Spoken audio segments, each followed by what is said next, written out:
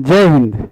जो भी छात्र रेलवे की तैयारी कर रहे हैं और खास करके रेलवे एएलपी का फॉर्म भरे हुए हैं, तो उनके लिए ये वीडियो बेहद महत्वपूर्ण होगा, क्योंकि आप समझ रहे हैं कि रेलवे की वैकेंसी एक अरसे बाद का मतलब है कि इससे पहले 2018 में ही एएलपी की वैकेंसी, टेक्नीशियन की वैकेंसी आई थी, और 2018 के बाद 2024 में यानी कि लगभग 6 साल के बाद आपकी वैकेंसी आई हुई है। हालांकि ये अलग बात है कि 2019 में रेलवे के अन्य पोस्ट लेवल 1 यानी ग्रुप डी का, इसके अलावा एनटीपीसी की वैकेंसी और अन्य पोस्ट की वैकेंसी आपकी आई हुई थी।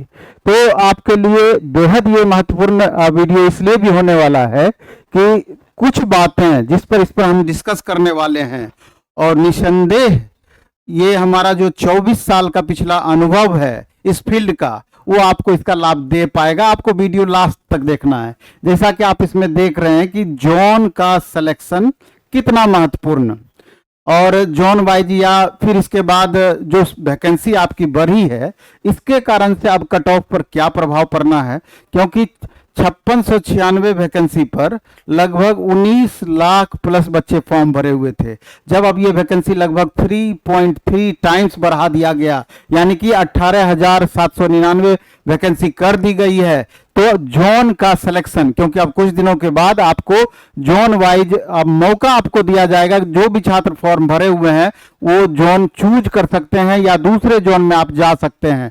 तो किस जोन का हम सिलेक्शन करें, तो यूं समझिए कि आधा सफलता आपकी उसी बात पर निर्भर करेगी। एक उदाहरण से आप ऐसे भी समझ सकते हैं, उदाहरण के तौर पर कि जो पिछली बार वैकेंसी आई थी 2018 में या उससे पहले 2014-15 में, तो उस समय क्या हुआ था कि एक ही एग्जाम, मतलब कि एक दिन में होने वाले एग्जाम अलग अलग बोर्ड में, और जब उसका फाइनल मेरिट लिस्ट बना तो पता चला कि सेम क्वेश्चन पेपर, और सेम क्वेश्चन पेपर में बोर्ड बाय बोर्ड, यानी जो बच्चे बोर्ड का अलग अलग सिलेक्शन किए थे, उसके कारण से फाइनली किसी का 62.5 नंबर यानी 62.5 मार्क्स से सिलेक्शन हो गया, और सेम क्वेश्चन में 82.5 मार्क्स ला करके स्टूडेंट का फाइनल सिलेक्शन नहीं हो पाया, यानी कि जबकि 20 मार्क्स का दायरा है इस बीच में। तो आप यूं समझिए ऐसे उदाहरण से कि कोई बच्चे आरआरबी कोलकाता भरते भरते आरआरबी गुवाहाटी लास्ट में सेलेक्ट कर लिए, आरआरबी मुंबई भरते भरते आरआरबी सिल्लीगुड़ी सेलेक्ट कर लिए, या इस तरीके के और भी कुछ एक बोर्ड थे, तो जहां की कट ऑफ एकदम मिनिमम रहा था, और जहां सारे 62, 63, 65 पे फाइनल सिलेक्शन हो गया था। लेकिन वहीं पर जो स्टूडेंट आरआरबी इलाहाबाद सेलेक्ट किए थे, आरआरबी मुंबई सेलेक्ट किए थे, आरआरबी चंडीगढ़ सेलेक्ट किए थे, आरआरबी कोलकाता सेलेक्ट किए थे, उनका 81 नंबर ला करके भी सिलेक्शन नहीं हुआ, 82.5 उसका कट ऑफ गया था।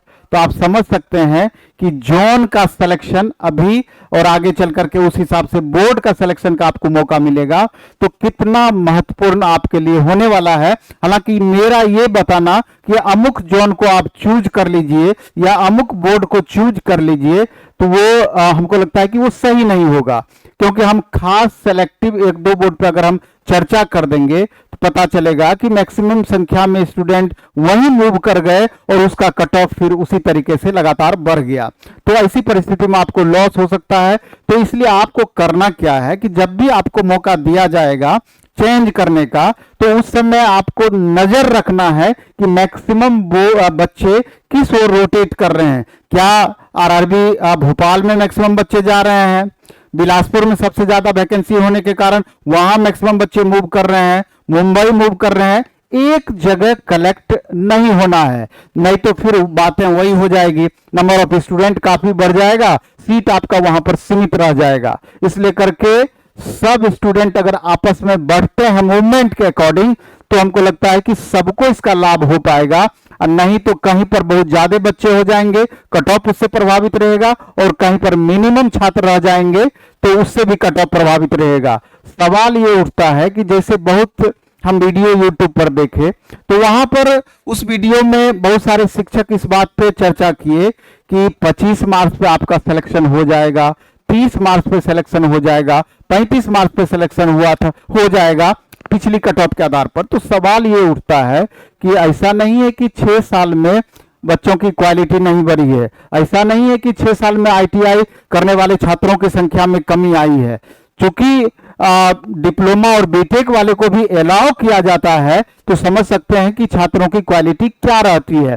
तो अपने को कभी भी कमजोर नहीं पड़ने देना है। हम ये मानते हैं कि कट ऑफ अब 3.5 गुना 3.3 टाइम्स वैकेंसी बढ़ने से आपका कट ऑफ अब मिनिमम पर चला जाएगा, लेकिन फिर भी ऐसा नहीं समझना है कि एकदम मिनिमम 25 पर।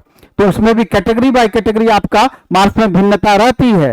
तो हम पिछले बार की अपेक्षा कंपैरिजन करके भी आपको हम बताएंगे इस वीडियो में कि कट ऑफ एक संभावित कितना जा सकता है। लेकिन जो हम बताएंगे आपको, जो दायरा हम देंगे 5 मार्क्स का, हो सकता है कि अलग अलग बोर्ड में, अलग अलग जोन में फ्लक्चुएशन इससे भी ज्यादा आपको देखने को मिले, क्योंकि ये इस बात पर निर्भर करेगी कि मैक्सिमम बच्चे कहां जाकर के मैक्सिमम संख्या में कलेक्ट हो गए हैं। तो स्वाभाविक है कि वहां पर इसका फर्क पड़ेगा। तो चलते हैं, हम थोड़ा सा इसको आगे बढ़ाते हैं, तो और भी बातें इससे आपकी स्पष्ट होगी। जैसे उदाहरण के तौर पे यही 5696 वैकेंसी बढ़ा करके 18,799 कर दी गई है। इसमें ये इसी के बारे में बताया गया है।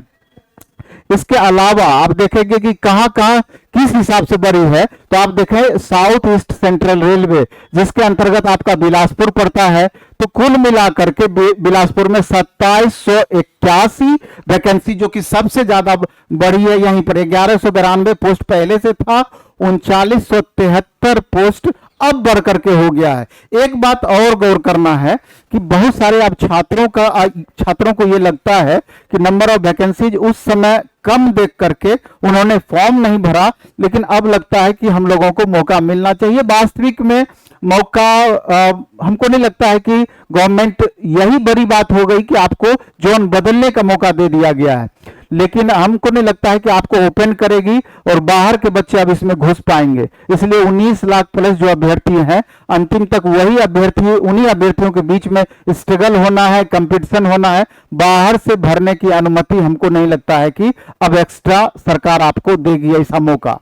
तो निसंदेह जो छात्र कम वैकेंसी को देख करके नहीं भरे होंगे, यहां पर उनको लॉस हो रही है। अलग बात है कि सरकार की रणनीति या नीति के कारण ही आपको लॉस हो रहा हो, क्योंकि आपको भी मालूम है कि आपकी तैयारी बहुत अच्छी नहीं रही होगी, इसलिए आपने फॉर्म नहीं डाला होगा। लेकिन अब परिस्थितियां बदली हुई है, और जो छात्र अब इसमें इस परिस्थिति के अकॉर्डिंग इसमें सम्मिलित हैं, तो 100% लाभ के भी हकदार वही छात्र हैं यहाँ पर। अब यहां पर देखिए साउथ सेंट्रल रेलवे, मुंबई और सिकंदराबाद। साउथ सेंट्रल रेलवे में 2 बोर्ड आपका पड़ रहा है। 585 वैकेंसी पहले थी, अब बढ़ करके 1949 हो गया, यानी कि 1364 वैकेंसी यहां पर बढ़ाई गई। फिर बिलासपुर का आप यहां देखिए, सेंट्रल रेलवे में भी आपका बिलासपुर मुंबई का चर्चा किया गया है, यहां पर इसको देख लेना है। 535 वैकेंसी और बढ़ा करके 1783 किया गया है। यहां पर मुंबई में आपका 2 बोर्ड इनरोल हो रहा है, 2 जोन, और बिलासपुर में भी आपका 2 जोन इनरोल हो रहा है। तो जैसे ही बोर्ड बाय बोर्ड वैकेंसी अलग होगी, तो उसके हिसाब से आपको फाइनलिस्ट सिलेक्शन करना है कि किस बोर्ड का हम चयन करेंगे।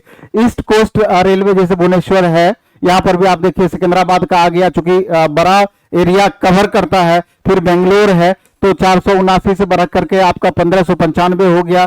फिर 473 से बढ़ के 1576 हो गया। फिर इधर ईस्टर्न रेलवे में कोलकाता मालदो आ गया, 415 वैकेंसी दोनों मिला के पहले थी, अब 1382 हो गया। वेस्टर्न रेलवे में अहमदाबाद, भोपाल और मुंबई, तो ये 413 था, तो इसको 1376 वैकेंसी कर दिया गया। इस तरीके से आप सभी रेलवे बोर्ड के बारे में चर्चा है, और जिस जोन के अंतर्गत आते हैं उसके बारे में चर्चा है। तो पर्टिकुलर देख लेना है आगे चल करके किस बोर्ड में कितना बड़ा है, और उस हिसाब से आपको सेलेक्ट करना है। अब यहां सबसे दुर्भाग्यशाली कहां है, तो मुजफ्फरपुर और पटना, यानी ईस्ट सेंट्रल रेलवे 76 पहले भी था और अभी भी 76 है। अब गौर क्या करना है बोर्ड के सिलेक्शन में, आपको बोर्ड के सिलेक्शन, जोन के सिलेक्शन या बोर्ड के सिलेक्शन में गौर इस बात को करना है कि भीड़ में लगातार एक जगह भीड़ हम कलेक्ट नहीं होने देंगे। आप कितना भी कोशिश करिएगा, जैसे बिलासपुर में मैक्सिमम वैकेंसी है तो सबसे ज्यादा बच्चे यहां पर रहेंगे ही रहेंगे। तो आप इसमें सिलेक्शन के लिए ये भी रणनीति अपना सकते हैं कि ऊपर से 3-4 बोर्ड को आप छोड़ दें और नीचे के 4-5 बोर्ड को आप कम कर दें, छोड़ दें, और बीच के बोर्ड को सिलेक्ट करें और इस स्थिति पर नजर रखें कि आपको पता चलता ही है कि मैक्सिमम बच्चे किधर मूव कर रहे हैं, उस हिसाब से अपना मूवमेंट को थोड़ा अलग करें। अगर ऐसा आप कर पाएंगे, अगर बेहतर बोर्ड का सिलेक्शन आपका हो पाएगा तो निश्चित रूप से खुद को आप सेफ जोन में महसूस करेंगे। हालांकि जब ये चालू हो जाएगा, फॉर्म भरना, आपका बोर्ड बदलने का प्रोसेस चालू हो जाएगा, जोन बदलने का प्रोसेस चालू हो जाएगा, तो उस समय हम एक एग्जैक्ट 1-2 दिन के बाद, जब चालू होने के बाद, तब जाकर के हम डिस्कस करेंगे अलग वीडियो बना करके, तो वो एक्चुअल में ज्यादा बेहतर साबित होगा।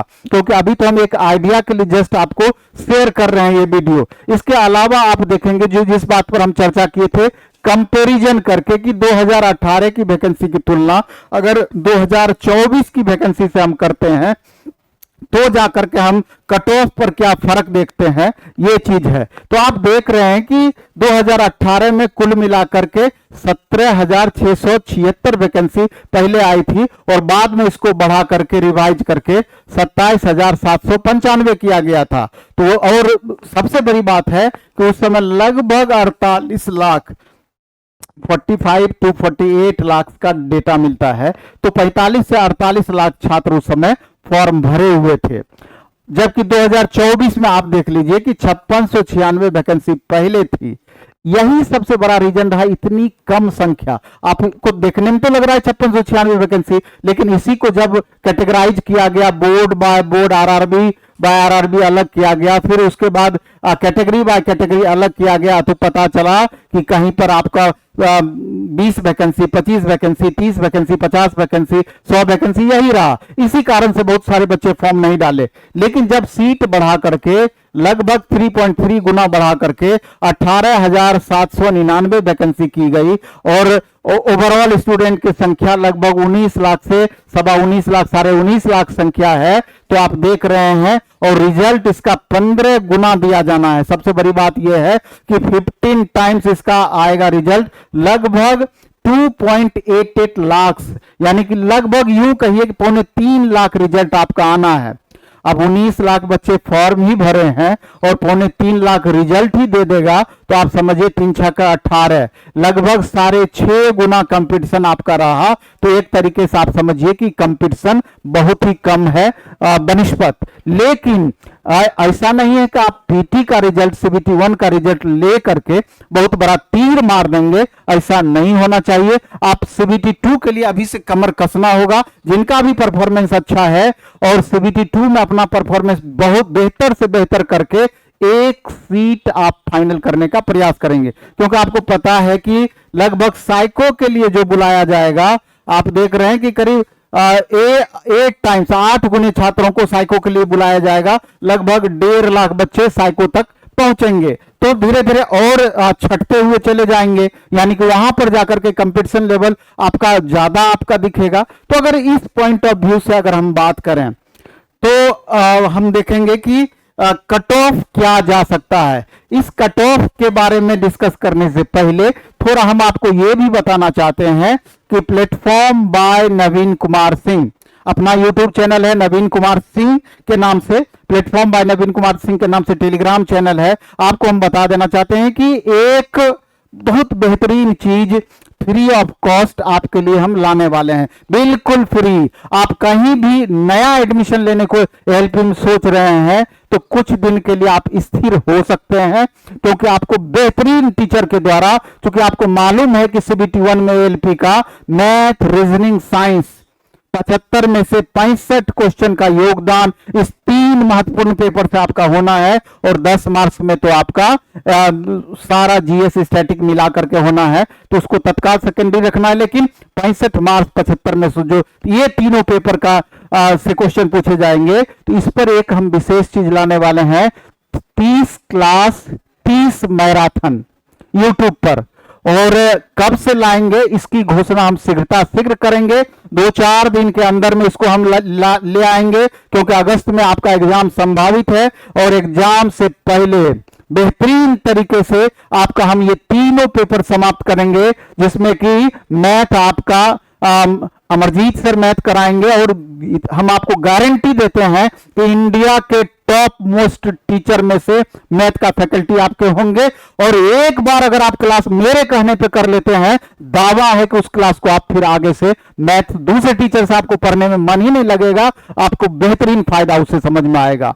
इंजीनियर आशीष सर वो आपका साइंस सेक्शन को देखेंगे और अमित सर आपका रीजनिंग सेक्शन को देखेंगे। तीनों प्लेटफॉर्म के बेहतरीन faculty free of cost YouTube पर 6 घंटा डेली, 5 से 6 घंटा डेली क्लासेस आपके लिए हम लाएंगे। उसकी घोषणा 2 से 3 दिन के अंदर में करेंगे और जल्द से जल्द उसका टाइमिंग संभवतः 6 बजे शाम से लेकर के आपका 11 या 12 बजे रात तक वो चलेगा। जल्द ही आप उसके लिए तैयार रहेंगे। हम आते हैं कट ऑफ पर, एक संभावित कट ऑफ पर।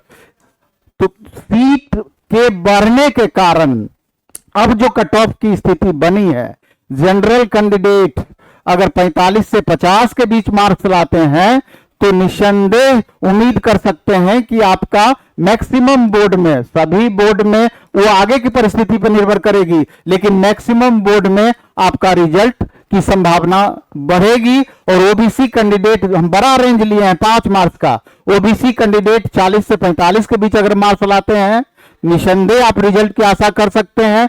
एससी कैंडिडेट 35 से 40 के बीच में और एसटी 30 से 35 के बीच में मार्क्स लाते हैं तो भी रिजल्ट की संभावना बनेगी।